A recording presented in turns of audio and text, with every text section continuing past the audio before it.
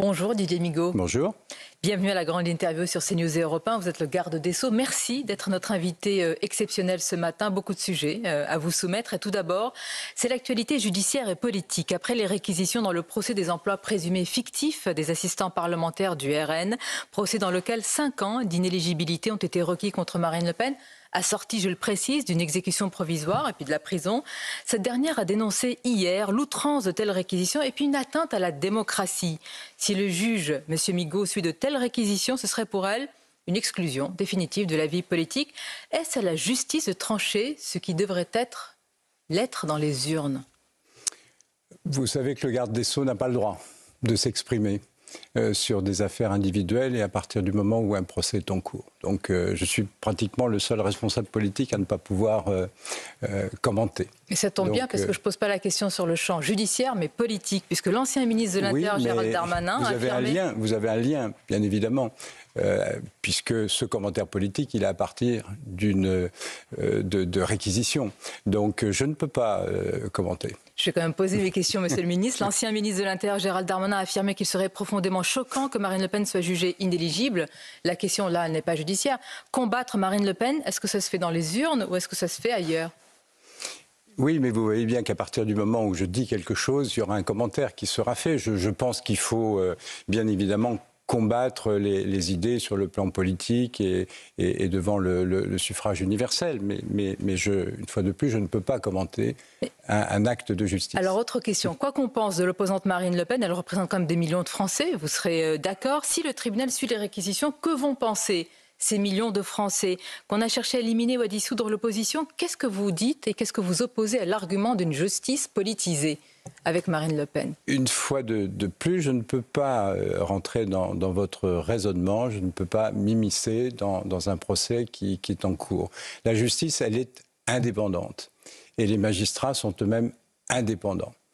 Et c'est un principe constitutionnel. Donc, le ministre peut définir une politique pénale, mais il n'a pas le droit d'intervenir dans des affaires particulières. Alors, vous ne me répondez pas, c'est heureux, mais n'arrivant pas à combattre Marine Le Pen, quelle que soit d'ailleurs la personnalité politique, sur le plan démocratique, la justice de manière générale, vous en êtes quand même le garant, peut-elle devenir une arme justement contre la principale opposante et même la prétendante la mieux placée à l'Élysée? La justice, elle juge et les magistrats jugent à partir de la loi qui est votée par le législateur. Ça a été le cas pour ces réquisitions?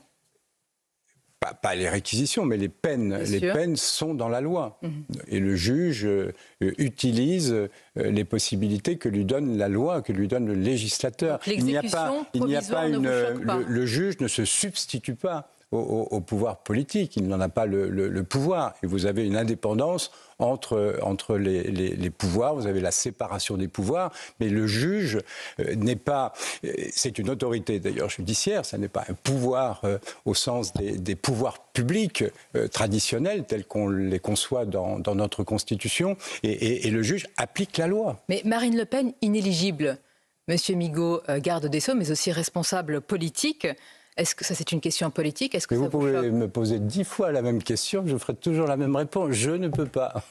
Donc, je comprends votre obstination à me faire parler, mais là, je ne peux pas m'exprimer. C'est pas tant de l'obstination que des questions que se posent les Français. Là, oui, peut-être que vous aurez une réaction, monsieur. Ils ont un ministre de la Justice. Les principes sont importants.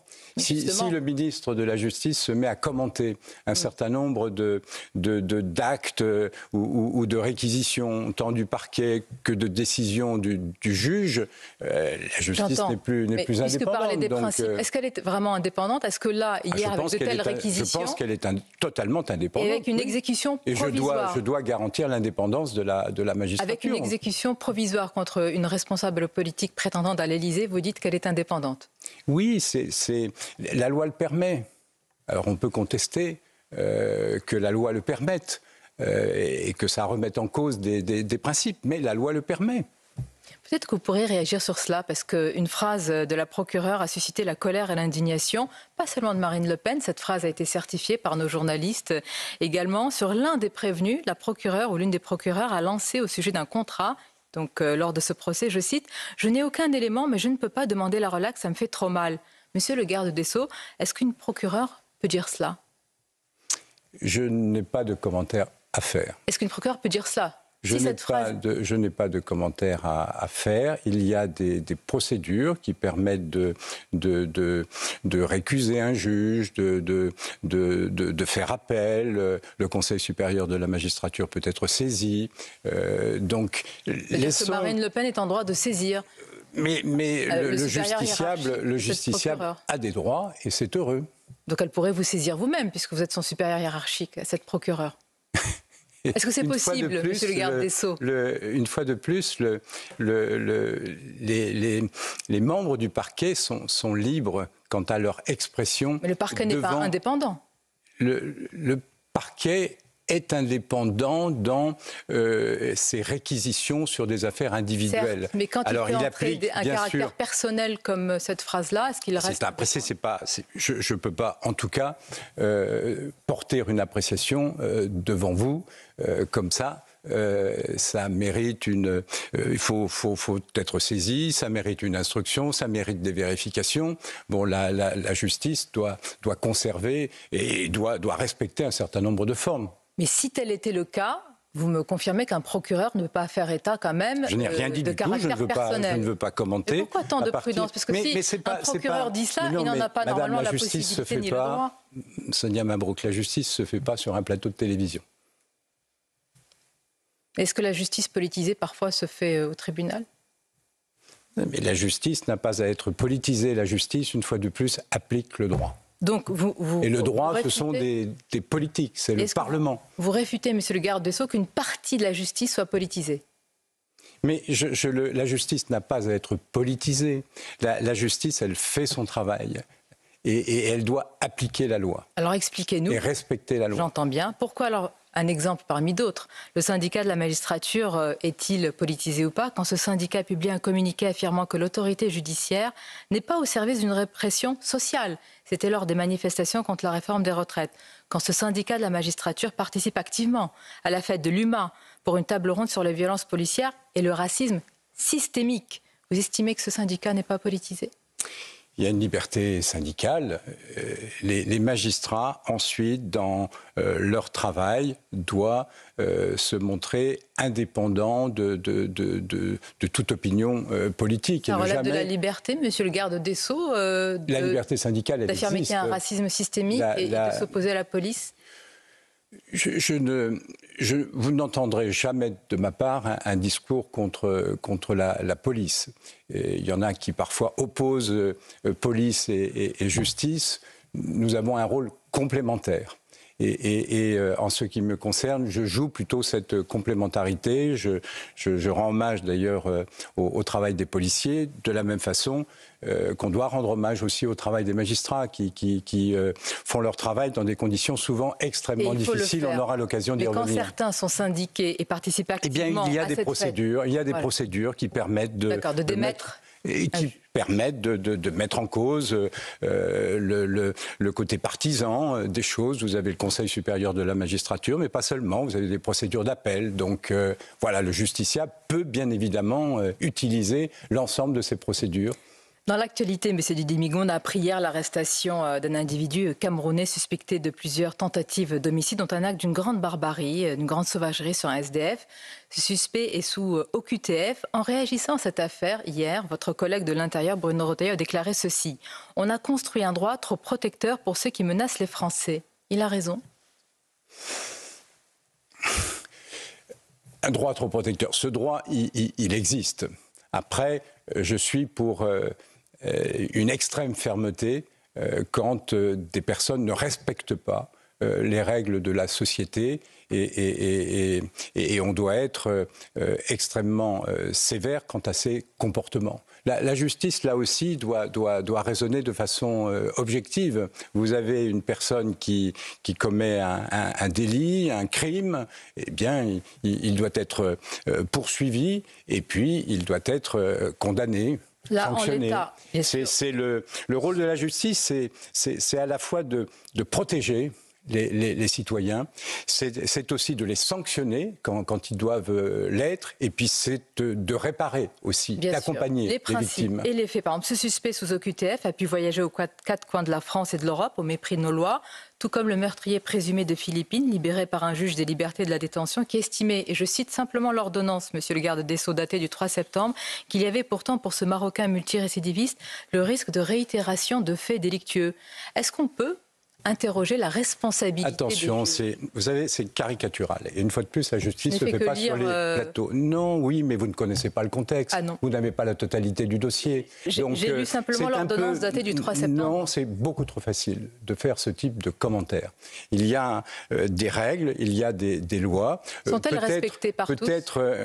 Non, mais quand elles ne sont pas respectées, il faut pouvoir agir, bien évidemment. Avec vous estimez que le juge a agi fermeté. comme il le fallait? Mais le juge, il agit dans le cadre de la loi. Alors, est-ce que la loi doit être changée, notamment pour ce qui concerne les conditions d'une libération, lorsque vous êtes au niveau d'une 4e demande de prolongation d'une rétention dans un centre de rétention administrative? Oui, peut-être que la loi peut être modifiée pour permettre au juge des libertés, justement, d'analyser à la fois les faits sur les dernières semaines, mais également à partir de la personnalité même de la personne et ce pourquoi elle a été condamnée. Donc on peut tout à fait... Et on peut demander, monsieur le garde des Sceaux, si nos lois sont adaptées à cette ultra-violence. Est-ce qu'il est possible d'adapter l'état de droit et de changer à la marge? L'état du droit. Ou l'état du droit. Donc, il faut faire une distinction entre l'état de droit, avec un certain nombre de principes qui s'appliquent à nous et qui sont protégés par la Constitution, qui sont dans la Constitution et qui sont protégés par le Conseil constitutionnel, qui sont protégés aussi par des conventions internationales qu'a signées la France, et l'état du droit et qui peut effectivement être modifié. Donc est-ce qu'on peut adapter l'état des lois du Parlement, du Conseil d'État, du Conseil constitutionnel et des cours européennes qui parfois peuvent aller à l'encontre de notre souveraineté populaire et nationale?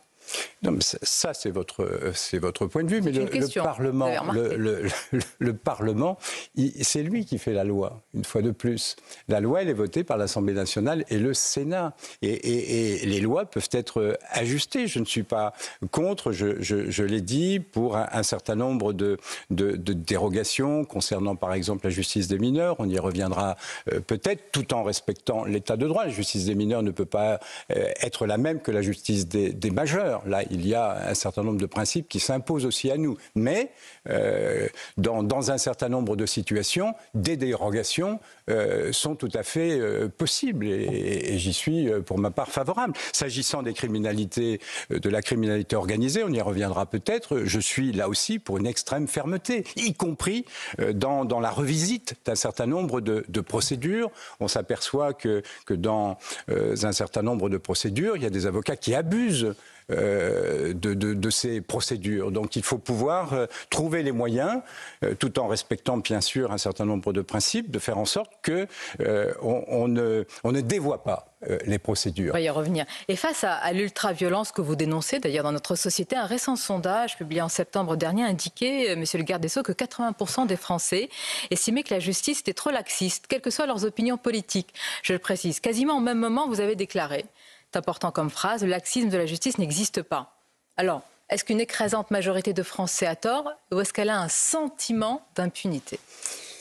Ce n'est pas facile pour le ministre de la Justice d'expliquer que non, la justice n'est pas laxiste, elle fait son travail.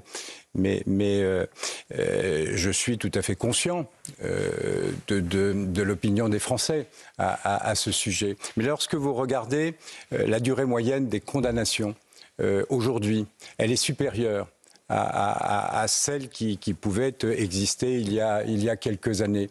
Il n'y a jamais eu autant de détenus dans les prisons. Oui. Donc ça montre bien... Compte tenu du nombre de places, ce n'est pas étonnant. Oui, mais enfin, on n'a jamais eu autant, c'est un record. Et aussi peu de prisons. Non, on a quand même un nombre de détenus aujourd'hui qui est record. Bon, donc la justice fait son travail. En revanche, oui, je suis conscient que la justice peut être considérée comme trop lente. Il y a un vrai sujet d'exécution de la peine et d'un délai parfois trop long entre le prononcé de la peine et l'exécution de la peine. Donc j'ai mis en place un groupe de travail. Je suis conscient de ça et les magistrats sont conscients de cela. Est-ce qu'on peut affirmer ce matin que dès qu'une peine est prononcée en France, parce qu'elles le sont, il y a la certitude de son exécution sans de multiples aménagements qui la vident souvent de sa substance? Il faut veiller à ce que les peines soient exécutées, y compris d'ailleurs les peines alternatives. On met aujourd'hui trop de temps dans l'exécution des peines et ça, c'est un sujet qu'il faut que je puisse traiter. Je comprends tout à fait le sentiment que peuvent avoir les Français. Un sentiment d'impunité ou une réalité? C'est comme le sentiment d'insécurité, monsieur le garde des Sceaux. Oui, mais on voit tout de suite c'est une question importante. Oui, c'est une question importante, mais on voit tout de suite les commentaires qui peuvent être faits par rapport... Je sais que vous êtes au-dessus de ces commentaires. Vous nous dites ce que vous pensez ce matin sur CNews Europe 1. Oui, bien sûr, je vous dis ce que je pense. Il ne faut pas que des délits, des infractions soient impunis.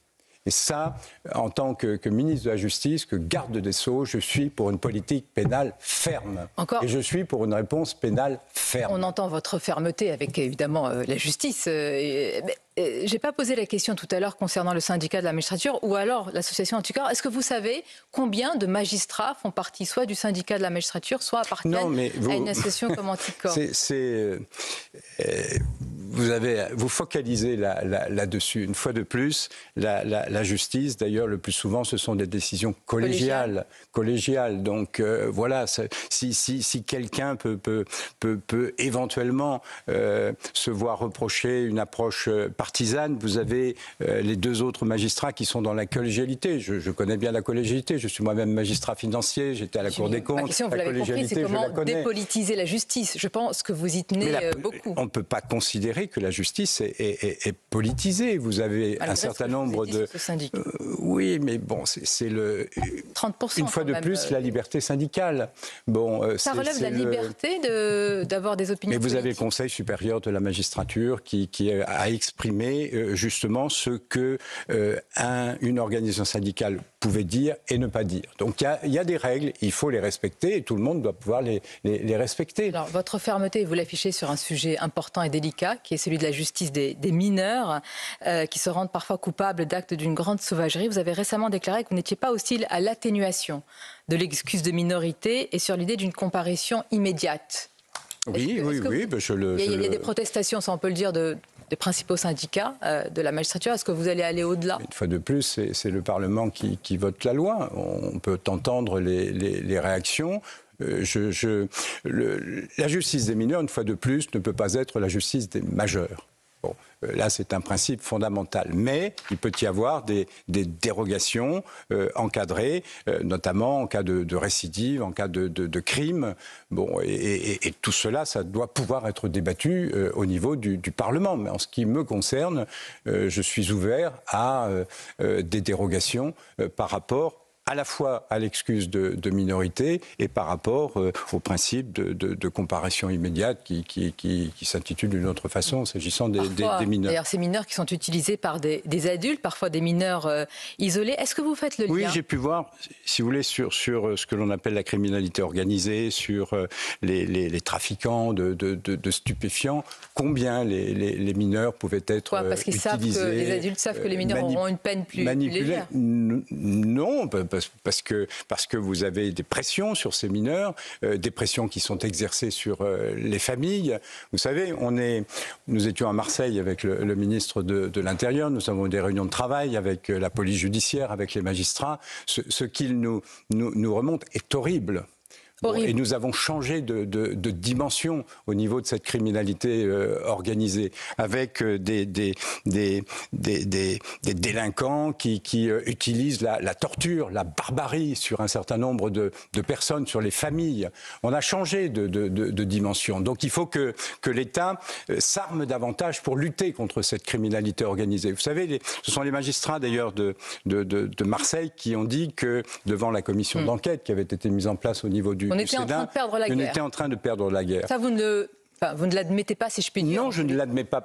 Même si on y arrive. Je reconnais, je suis heureux que les magistrats se soient exprimés librement et qu'ils aient pu dire... Il y a eu quelques remontrances après. Oui, elles ne sont pas de mon fait. Parce que je préfère la vérité, je préfère qu'on puisse constater la réalité, parce qu'à partir du moment où vous constatez la réalité, vous pouvez mieux la combattre. Et pour moi, c'est indispensable justement de se donner les moyens, de faire en sorte que l'État puisse se réarmer face à cette délinquance. La réalité, monsieur le garde des Sceaux. Ils trouveront un garde des Sceaux qui sera d'une extrême fermeté. Et c'est pour cela que je souhaite bien sûr que les propositions qui ont été faites aussi bien par l'Assemblée nationale que par le Sénat, il y a une commission d'enquête qui a au Sénat remarquablement travaillé, formulé des propositions. Cette proposition de loi... Qui a dénoncé une narco-étatisation de notre pays. Oui, je suis tout à fait... j'ai dit que j'étais tout à fait d'accord pour qu'on puisse travailler à partir de cette proposition de loi. Elle est inscrite en janvier. Elle sera inscrite en mars prochain au niveau de l'Assemblée nationale. Donc j'espère que nous pourrons trouver les solutions pour armer davantage l'État. Mais en attendant, je me suis battu pour qu'un certain nombre de mesures immédiates soient prises. On ne peut pas considérer... C'est de votre pouvoir, on ne peut pas considérer que c'est un problème gravissime et dans le même temps attendre le résultat de la loi. Donc c'est pour ça que je mets en place, je renforce un parquet national qui existe au niveau de la procureure de Paris. Je souhaite qu'il y ait une coordination nationale. Je souhaite imposer les échanges d'informations entre l'ensemble des juridictions, parce qu'il y a telle ou telle situation qui montre que l'origine d'un problème peut se trouver dans une absence d'échange d'informations. Donc il faut renforcer les moyens d'investigation, il faut renforcer les moyens de juger. Et il faut que ces criminels, lorsqu'ils sont condamnés, puissent être isolés dans des quartiers spécifiques, dans des cellules isolées, pour qu'on puisse brouiller toute possibilité de On entend votre détermination discuter avec l'extérieur. Est-ce que vous faites le lien entre ultraviolence et immigration hors de contrôle ?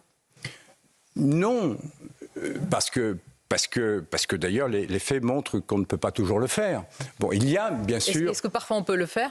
Parfois, on peut le faire, bien évidemment. Oui, vous avez donné un exemple. Bon, mais est-ce que c'est quelque chose qui est systématique ? Non. Bon, mais il faut lutter avec... Quand les mineurs isolés sont utilisés, la question se pose. Avec la même fermeté s'agissant de l'immigration clandestine et irrégulière. Et là, vous aurez aussi un garde des Sceaux qui sera ferme là-dessus. Est-ce que, il nous reste vraiment quelques secondes, est-ce que la victime est au centre de notre justice, de notre système judiciaire ? En tout cas, je n'oublie pas que le garde des Sceaux, que le ministre de la Justice est aussi le ministre des victimes. Donc nous devons accompagner les victimes. Nous devons faire en sorte de les accompagner plus que nous le faisons. Vous savez, avec Bruno Retailleau, nous avons rencontré les familles des victimes à Marseille. C'était un moment bouleversant. Et nous avons trouvé des personnes d'une dignité remarquable. Mais il faut pouvoir faire davantage en leur direction. Et je le souhaite. Nous allons là aussi prendre un certain nombre d'initiatives. Et je souhaite que la loi, qui sera, je l'espère, votée par le Parlement, ait aussi des dispositions concernant les victimes. On va conclure, mais je vais revenir à ma première question, monsieur le garde des Sceaux, parce qu'on entend votre détermination. Vous êtes aussi dans un combat politique. C'est tout à fait normal qu'une opposante comme Marine Le Pen, et quel que soit ce qu'on pense de cette opposante, soit inéligible dans notre pays. Je respecte tous les élus du suffrage universel. Vous la respectez aussi ? Je respecte tous les élus du suffrage. Vous respectez son parcours ? Je respecte tous les élus du suffrage. Qu'il puisse s'arrêter dans quelques semaines ne vous pose aucun problème ? Je respecte tous les élus du suffrage universel. J'ai eu l'occasion d'ailleurs d'inviter tous les députés et sénateurs des commissions des lois, quelle que soit leur sensibilité. J'ai été moi-même député. Je respecte le suffrage universel. Pas plus, pas moins, concernant la prétendante de l'Élysée qui pourrait se voir... Pas plus, pas moins. C'est interdire, votre formule, si je puis dire, d'être candidate à la présidentielle. N'est pas reconnaissez, M. Migaud, que ça interroge dans une démocratie. Mais vous me ramenez à votre première question et je vous ai répondu que je ne pouvais pas commenter un acte de justice. Mais vous avez un avis personnel en tant que responsable politique. Mais je n'ai pas à vous en faire part. Mais en tant que responsable politique. Mais une fois de plus, je suis un responsable politique qui a une responsabilité particulière au sein du gouvernement. Je suis le ministre de la Justice. Je dois veiller à l'indépendance et garantir cette indépendance à la fois vis-à-vis des magistrats, vis-à-vis des citoyens aussi, et des responsables politiques aussi.